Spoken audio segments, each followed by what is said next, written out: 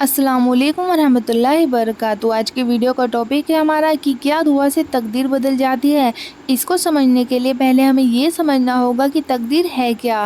तकदीर का मतलब ये है कि अल्लाह ताला ने अपने इल्म से, जो अल्लाह को मालूम था कि बंदे ने ये करना है, वो अल्लाह ताला ने अपने इल्म के मुताबिक लोहे महफूज में लिख दिया है।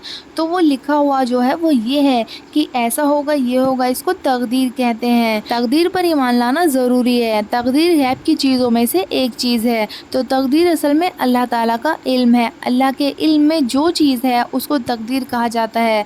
तकदीर की दो किस्में हैं, एक है तकदीर मुबरम और एक है तकदीर मुअल्लक। तकदीर मुबरम किसको कहते हैं? यानी अल्लाह के इल्म में बंदे के बारे में वो चीज़ें जो कभी भी बदलेंगी नहीं, यानी वो बिल्कुल लास्ट हैं।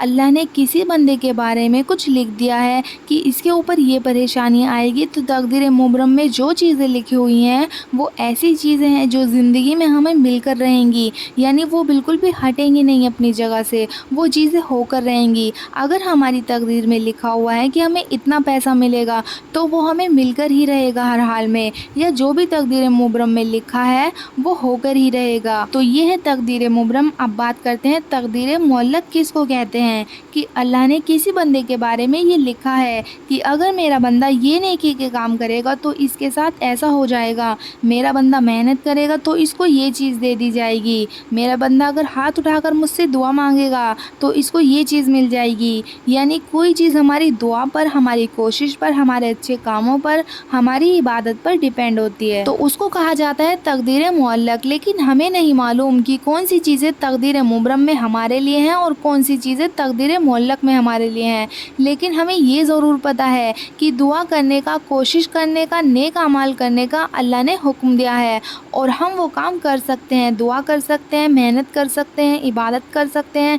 तो ये सारी चीज़ें हमारे इख्तियार में हैं। तो हदीस में जो ये आता है कि तकदीर को दुआ बदल देती है, तो बिल्कुल दुआ तकदीर को बदल देती है, लेकिन सिर्फ तकदीर मुअल्लक को, तकदीर मुबरम को बदला नहीं जा सकता। लोग तकदीर के बारे में बहुत गौर व फिक्र करते हैं, तो आप अच्छी तरह समझ लें कि तकदीर गैब की चीज़ों में से एक चीज़ है।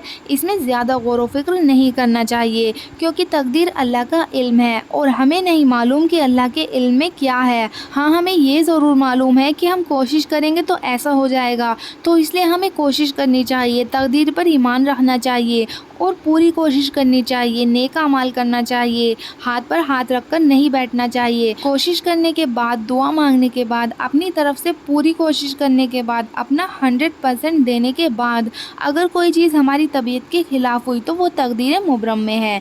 तो हमें पूरी कोशिश करनी चाहिए, खूब दुआएं करनी चाहिए, क्योंकि हमें नहीं मालूम कि अल्लाह ने दुआ पर इस चीज़ को रखा हो कि मेरा बंदा दुआ करेगा तो मैं इसे ये चीज़ दे दूँगा।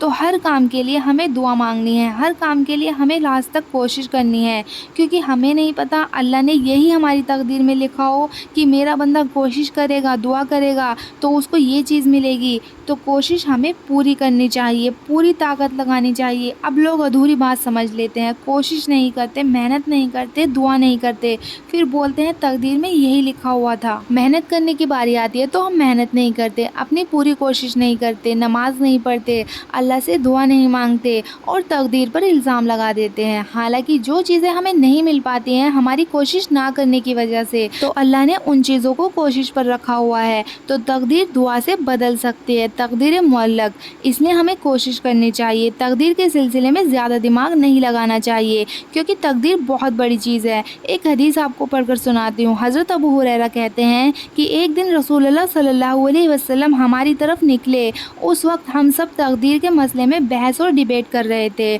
आप गुस्सा हो गए, यहाँ तक कि आपका चेहरा सुर्ख हो गया और ऐसा नज़र आने लगा मानो आपके गालों पर अनार के दाने निचोड़ दिए गए हों।